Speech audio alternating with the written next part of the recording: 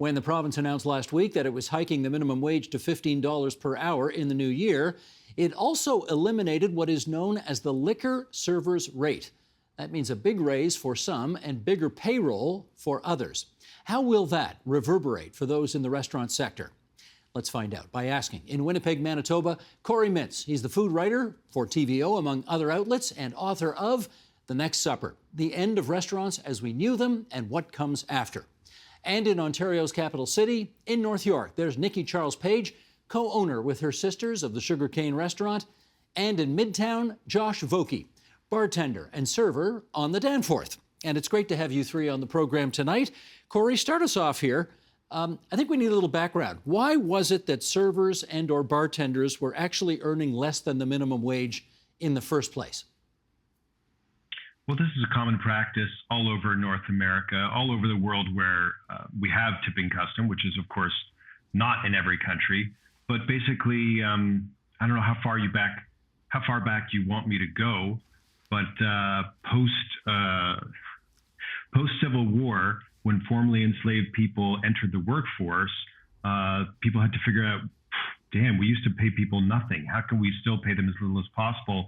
And they borrowed an idea from Europe, the idea of tipping, which is that, like, what if you get people primarily in restaurants and on railroads to work at the generosity of customers, and customers would voluntarily give them something extra, so you didn't actually have to pay them. And eventually, this got to be such a part of our culture that we codified it into laws in the States and in Canada through lower wages that we're able to pay through the justification that the customer actually pays this employee's compensation. Yeah, I wondered, is it the case that they just assume that you're going to make so much more extra money in tips anyway, therefore we don't have to pay you the minimum wage we pay everybody else? Is that the thinking?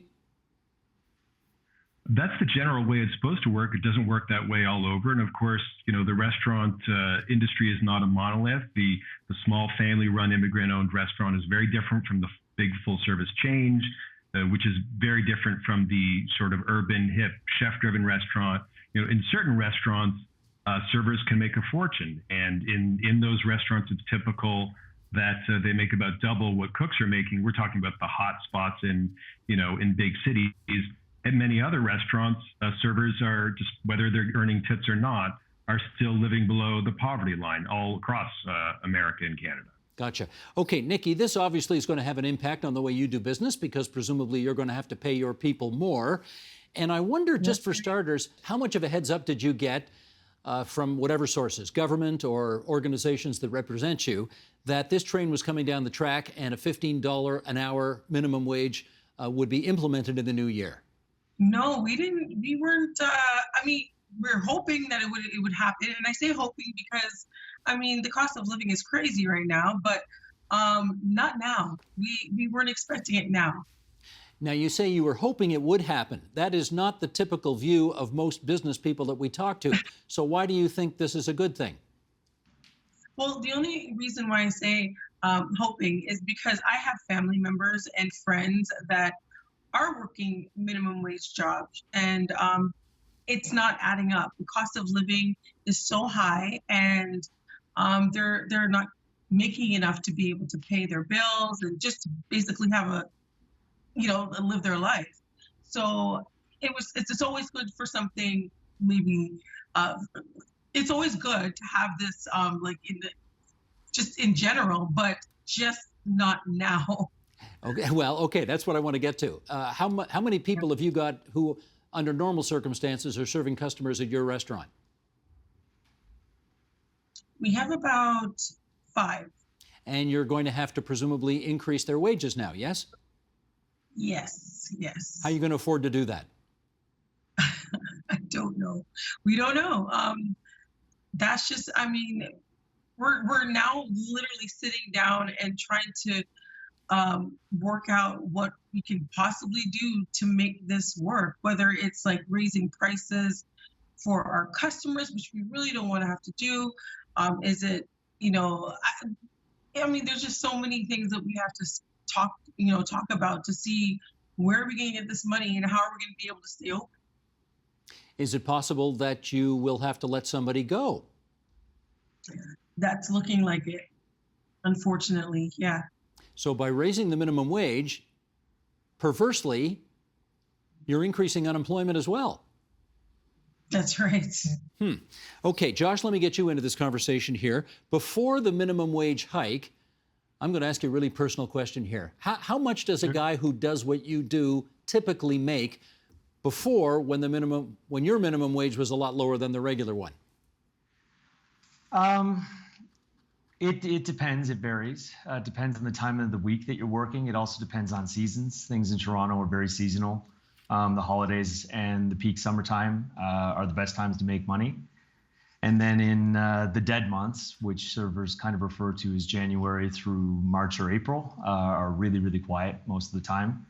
So we kind of operate like squirrels. We save as much money as we can during the busy months, and we try to survive during the quiet ones.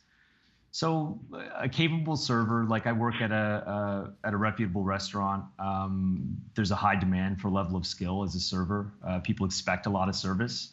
And so based on what my wage is, you can expect that a qualified server should make about double based what their, the server wage plus another double. Okay, put it in terms I can understand. When you're talking about an annual income, are you talking under the old rules, this is before the new $15 minimum wage comes in, are you talking about an annual income of salary plus tips?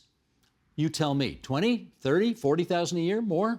Yeah, well, the qualified server, and again, like Corey was saying, they're very different restaurant models. So people make different money in different restaurant models. I would say in the model that I was in, I'd probably around between 40 and 50. Okay, so if the new minimum wage goes up to $15 an hour, that's presumably a pretty good-sized pay increase for you. So what are you expecting going forward? Yeah, it's a pay increase realistically of about $4,000 a year.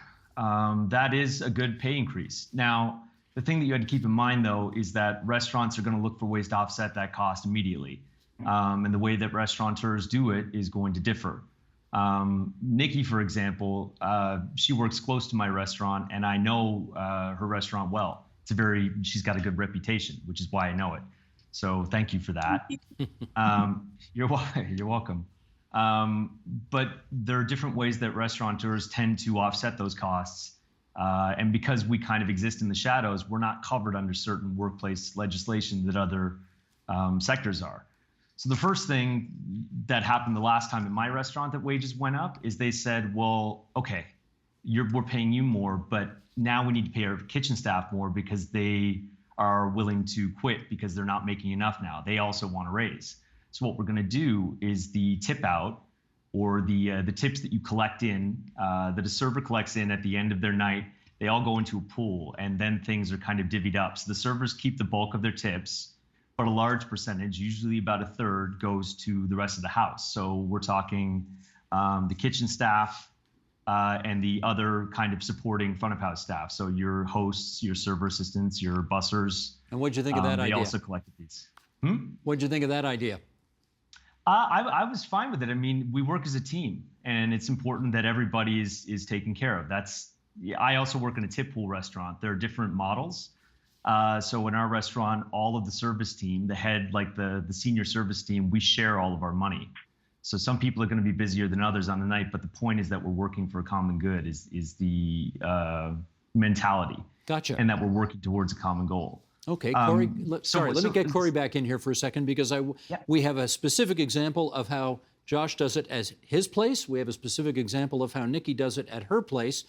But I'd like you to give us the sort of sector-wide view now from 30,000 feet, Corey, which is if the new minimum wage for servers, waitstaff, et cetera, now goes up to $15 an hour, and we've heard just Nikki say a moment ago, she has no idea at the moment how she's going to deal with that.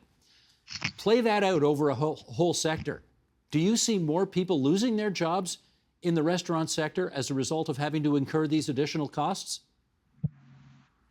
I think that's a bit of a distraction. I think anytime you talk about the minimum wage going up, you can cherry pick your quotes from economists who can show you a study from Berkeley, who can show you a study from the University of Vancouver. Like, they'll always find you the evidence to show you, well, if you raise people out of poverty this much, you offset it by pretty much the same amount of unemployment. I think that's a bit of a missing Um, I think that's a bit of a misdirect. Well, I'm not quoting an because economist. I'm quoting a restaurant owner who is on this program right now. That's what she said might happen. Yeah, and you know what? People will lose their jobs in the sense that there will be fewer jobs. There will be fewer jobs that pay poorly because the people that have jobs will be paid better. But presumably there will be fewer jobs in the entire sector that admittedly pay better. Is that preferable to having more people in the sector who make less? This is something I've wrestled with over the last 2 years, and ultimately my answer is yes. And how did you get to that conclusion? Well, we're currently living in a time where the industry is struggling with about a quarter of their employees not coming back at all, right? And these are due to a variety of factors that were not new to most of us paying attention, yet they seem to surprise people when employees weren't coming back. So the rhetoric over the past 5 years when I talk to restaurant owners been like, look, nobody wants to raise prices, right? That's unthinkable.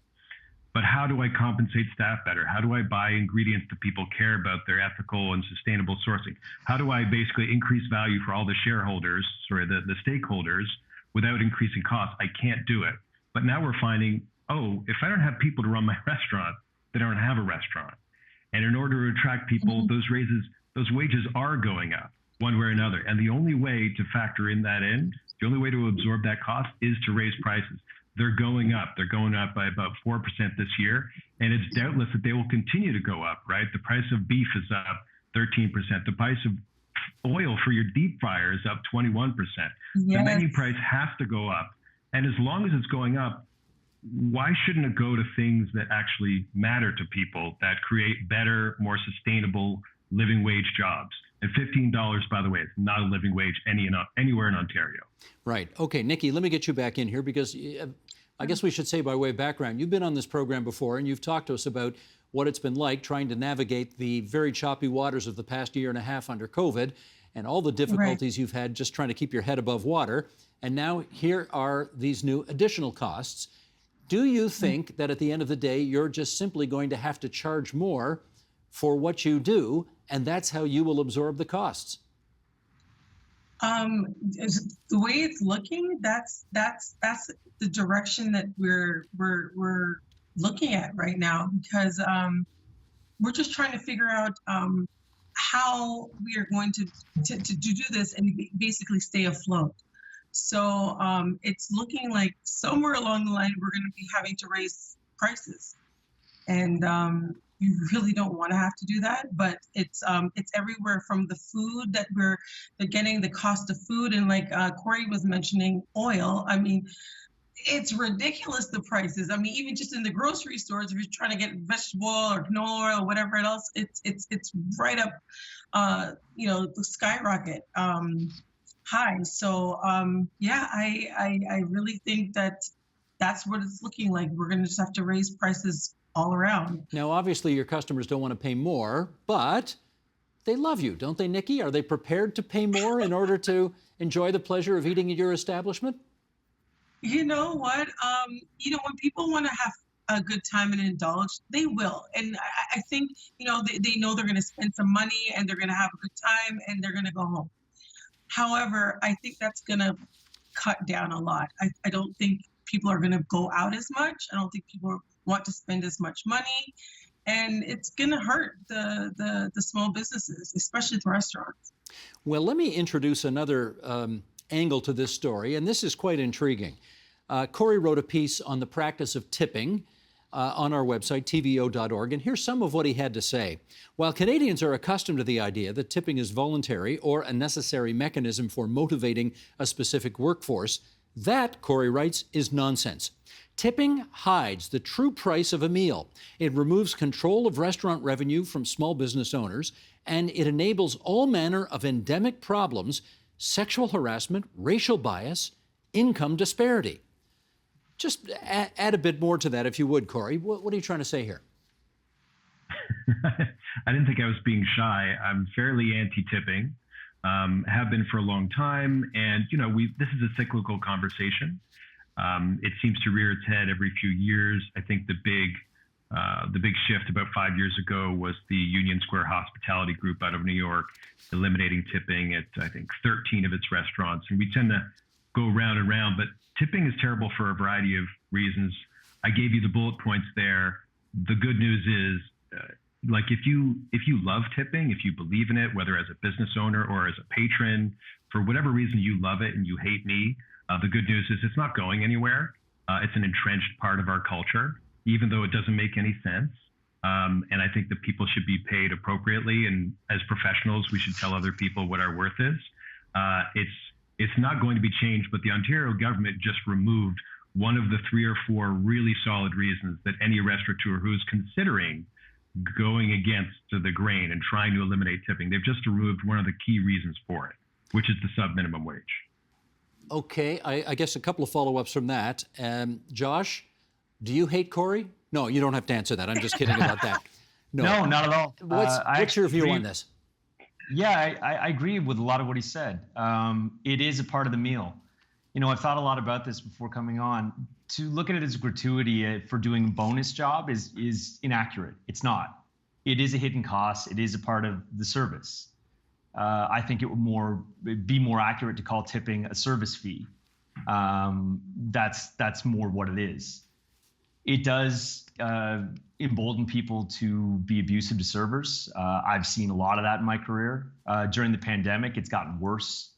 I think a lot of that comes with the expectation that people are coming out during the pandemic, and all of that pent up rage and anxiety is getting taken out a lot on staff at restaurants. How does it, give us a for instance there. How does it happen? I had a friend the other day in another restaurant that wasn't my restaurant. There was a woman on the floor, and this is a good restaurant. She makes good money. And she had a breakdown in the middle of her shift. It was just too much pressure. There wasn't enough staff. There was too much work to do. And she just left, walked out the door and didn't come back. Wow. And that's common. And was it because the customers of the day were just sort of being too demanding on her? Yeah, I think it's a combination of that and the amount of work that needed to be done. There just weren't people to fill the positions. The restaurants are running with skeleton crews. We don't have enough people. I have about 5 on the floor at my restaurant right now, much like Nikki does. We normally run with 20. Wow. People don't want to work in restaurants. There was a mass exodus, and it had nothing to do with money. So will the minimum wage increase help? For sure it will help. But there's also a demand for servers that can work at a high level. And a lot of those servers that work at a high level chose to leave during the pandemic and retrain in other areas. Well, let's make the distinction here, as we have alluded to, that there's a difference between minimum wage and a living wage. And we're going to put some numbers up on the screen here. This is from the Ontario Living Wage Network. And we're going to focus on 5 different areas in the province of Ontario. Sheldon, let's bring this up, shall we? Top of page 4 here. We'll go through a few communities. Here's Chatham-Kent in southwestern Ontario, where a living wage would be $16.33. Not 15, $16.33, and those numbers are 3 years old. I wonder what it's like now. In London, Ontario, and these numbers are today, $16.55 is a living wage. Hourly rates, obviously. In Peterborough, you're up over $18 as a living wage. In Thunder Bay in northwestern Ontario, more than $16 for a minimum wage, and for a living wage, excuse me. And in Toronto, you will not be surprised to hear that a $15 minimum wage doesn't get you very far, that you need to earn more than $22 an hour in order to earn what is considered a living wage. So, Corey, do you anticipate that these kinds of numbers are what we're going to have to see in the restaurant industry in order to get servers to want to work, to like their work, to come back to work? I love that question. I mean, and just to fill in the blank, the Ontario Living Wage Network just released new numbers last week for this year. And spoiler alert, the cost of living has gone up. $15 isn't a living wage anywhere. It's rare that restaurateurs are willing to challenge the orthodoxy of this system. You know, the reality is, as Josh pointed out, like a server can do well in a hot restaurant, and they can take home $30 an hour while the cooks are taking home $15 or $16. I've seen a few years ago, cooks were fighting to get $15, and these days, nobody's coming in for an interview with the offer of less than $17. An example of someone who's really challenging thing is Amanda Cohen. I interviewed her several times for the book, and she just decided this spring, enough. I'm paying all my staff starting $23 an hour. I'm raising prices across the board. And I've seen a handful of restaurants take a similar approach. I've been approached by a restaurant who wants me to talk to them about like how can they sort of reconfigure their business this way. And it's exciting. The reality is it's pretty much only at the higher end of the dining spectrum. The restaurant that has patrons that are already paying a pretty high price for eating out, that they can absorb some of those inflated costs. That's to bring it up to the cost of living in a city like Toronto, San Francisco, New York. But there's definitely wiggle room in between. Nikki, let me ask you, that chart shows that for people to make a living wage in the city of Toronto, it's $22 an hour. Can you afford to pay people that much? No way. No way. I can't even afford to pay myself that much, just to be honest with you. But yeah, it's I mean it's crazy, the cost of living. That this is what it is. And you know, it really makes you start to think like what's going to happen? What's going to happen with some of these small businesses? How do we do this? Like, this is a huge conversation, and that I have to have with my sisters to try and figure out a way to navigate through this. You know, because at the end of the day, it's always going to keep going up, right? And we have to figure out a way to make it work. Josh, in your world, are there many people, servers, bartenders, whatever, who are making $22 an hour plus tips? No. There are a couple of living wage restaurants that I'm aware of, and they call it a living wage, and they pay around 22, 23 an hour, like Corey was saying, but it's by and far a very rare thing. We're down to our last minute and change here, and Nikki, I guess I should ask you this question. Given all of the challenges that we've talked about on the program already, why does anybody in their right mind go into this business? You know what? It's again, it comes to the passion of what our passion is. Food. We love to serve food. We love to have people try our food and taste our food. And I think that is, you know, that is the main thing. And you know, you're hoping at you know, you're not going to get rich, and we kind of figure this going into it, but you're hoping at least that you can make a decent living. And now that question and that idea is being challenged, and that's what we really need to think about. Josh, last minute to you. Why does somebody do what you do? It's like Nikki said, it's passion. We appreciate and we love food and spirits and having a good time and setting that ambiance for people. And it's a skilled trade. It's a trade that we learn because some people want to stay in it for life, and others use it as a means to put money in their pockets so that they can train themselves to do what they really want to do, or supplement their dreams and their small businesses. That's why we do what we do. Well said. Corey Mintz, the food writer and author, we thank you for being on the program tonight. Josh Vokey, bartender, server on the Danforth. Nikki Charles Page, go check out her restaurant, Sugar Cane, that she runs with her sisters. It's always a delight to have you guys on the program. Thanks for joining us tonight on TVO. Thank you. Thanks, everyone. Thank you. The Agenda with Steve Paikin is made possible through generous philanthropic contributions from viewers like you. Thank you for supporting TVO's journalism.